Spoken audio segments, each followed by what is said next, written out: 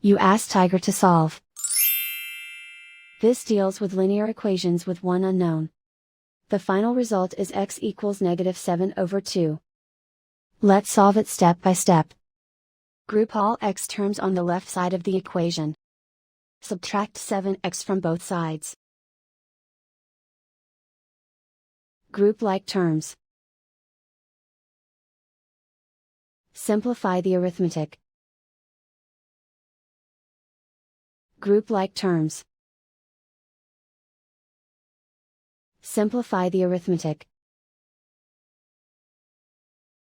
Group all constants on the right side of the equation. Add 6 to both sides. Simplify the arithmetic.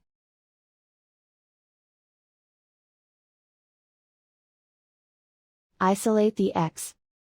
Divide both sides by -4. Cancel out the negatives. Simplify the fraction.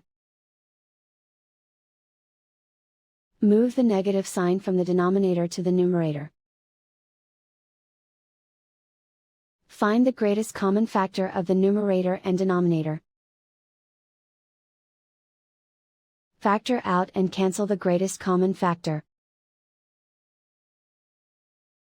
And so the final result is x equals -7/2.